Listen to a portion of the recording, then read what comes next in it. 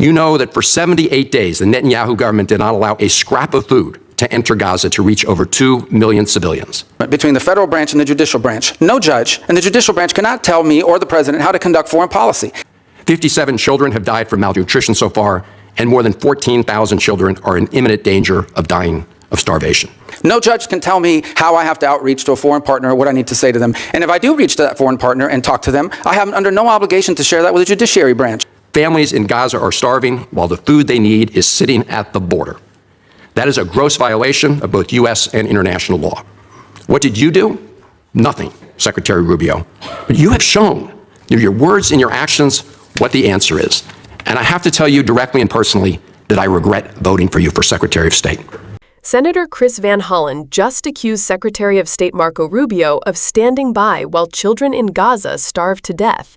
He charged him with blocking food aid during a genocide, with letting life-saving supplies rot in warehouses while mothers buried their children. And then, face-to-face in a Senate hearing, Van Hollen delivered the blow no secretary ever wants to hear. I regret voting to confirm you. This wasn't politics as usual. This was a public reckoning. Genocide ignored, refugees manipulated, free speech crushed, courts defied, and it all erupted in broad daylight. Senator Van Hollen. Thank you, Mr. Chairman. Mr. Secretary, you and I served together in Congress for 15 years. We didn't always agree, but I believe we shared some common values: a belief in defending democracy and human rights abroad, and honoring the Constitution at home. That's why I voted to confirm you. I believed you would stand up for those principles. You haven't. You've done the opposite. And you used to speak with conviction about the importance of foreign aid as a tool to advance American values and interests. Then you stood by while Elon Musk took a chainsaw to USAID and other assistance programs. That has left a staggering toll: broken trust with countries, openings for China and other adversaries, and countless preventable deaths of children and others. Take Sudan, for example. The freezing of U.S. humanitarian assistance forced the closure of nearly 80% of the emergency food kitchens there. 2 million famine-affected people were left without access to food. People died because of those actions: mothers, fathers, and children. Tons of emergency food that could have saved their lives was left rotting in warehouses because you and Elon Musk refused to let USAID do its job. Sudan is a country where, by the administration's own determination, a genocide is unfolding in Darfur. But here's where it goes from cruel to despicable. While cutting off food aid to Sudanese families living through an actual genocide, you're fast-tracking white South Africans for refugee status under a manufactured claim that they are the victims of genocide. You tried to block the admission of individuals who had already been approved to come here as refugees while making bogus claims to justify granting such status to Afrikaners. You've made a mockery of our country's refugee process, turning it into a system of global apartheid where political ideology and race, more than truth or need, matter.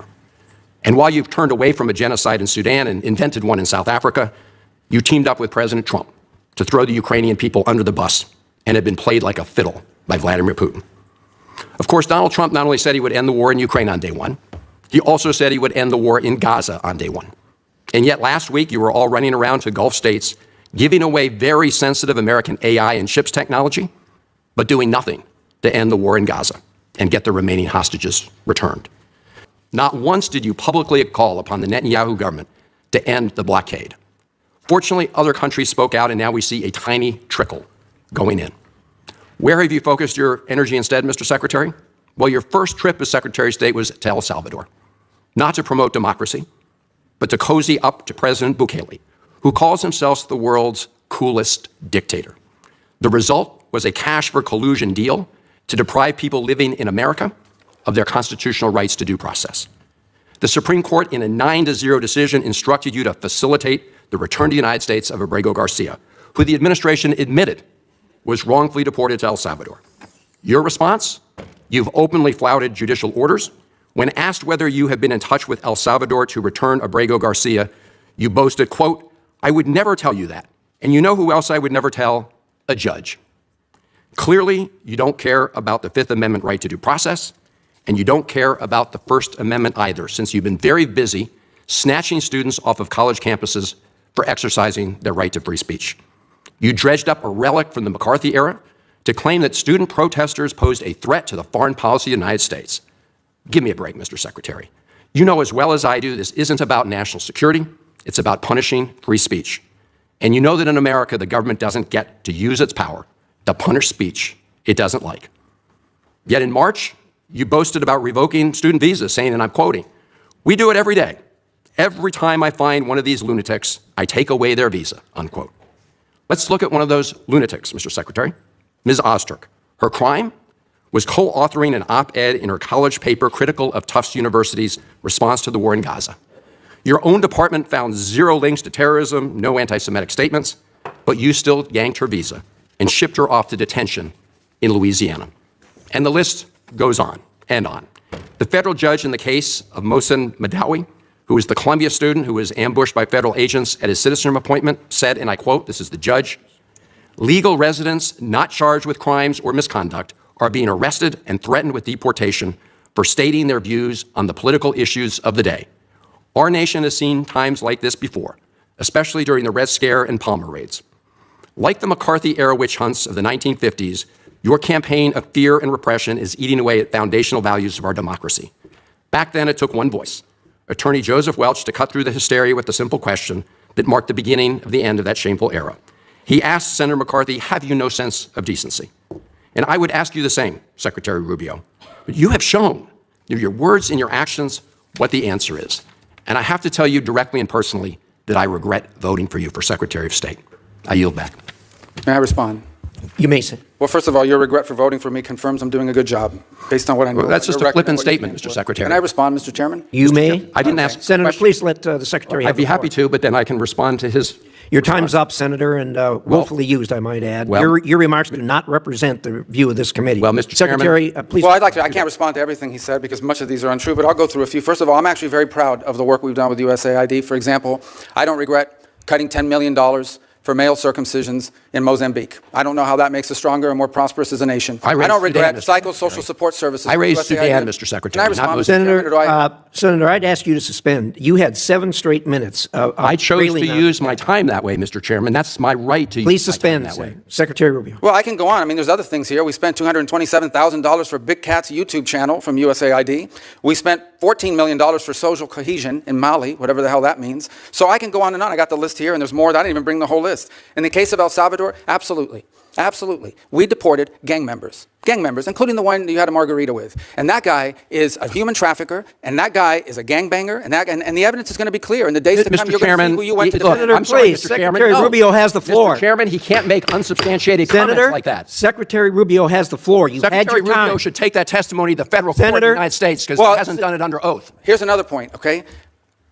There is a division in our government between the federal branch and the judicial branch. No judge in the judicial branch cannot tell me or the president how to conduct foreign policy. No judge can tell me how I have to outreach to a foreign partner or what I need to say to them. And if I do reach to that foreign partner and talk to them, I am under no obligation to share that with the judiciary branch. Just like a judge cannot order me to negotiate with a foreign minister of Russia, they cannot order me to negotiate with a foreign minister or the president of El Salvador. And if I did negotiate with them, which we have responded to them, and we've told them, we've had communications with the president of El Salvador, I am under no obligation, under our division of powers in this country, and to share with the judicial branch how I conducted diplomacy of the United States. It would actually be counterproductive. If I started sharing with courts, or frankly, with the media, my conversations with foreign leaders and all of their details, no foreign leader would talk to me again, and we would break trust with them. So I have complied with every court order. What I won't comply with is an order to disclose what I'm saying and what we're talking about with a foreign leader, because then they won't talk to me. Diplomacy doesn't work that way. About the student visas, let me say this. I don't deport anybody, and I don't snatch anybody.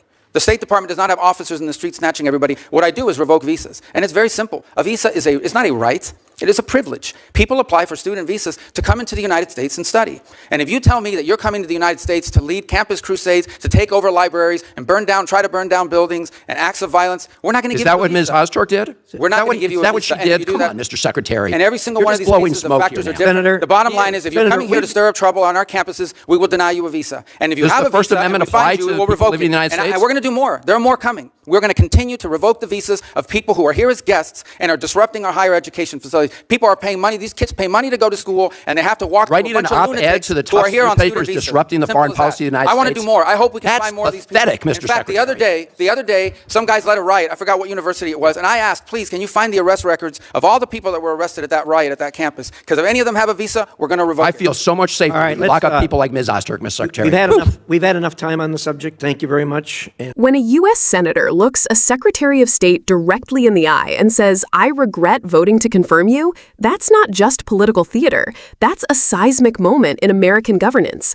What we just witnessed with Senator Chris Van Hollen confronting Secretary Marco Rubio was not a minor disagreement over policy. It was a full-blown indictment of leadership, of moral failure, and of the dangerous direction America risks sliding into.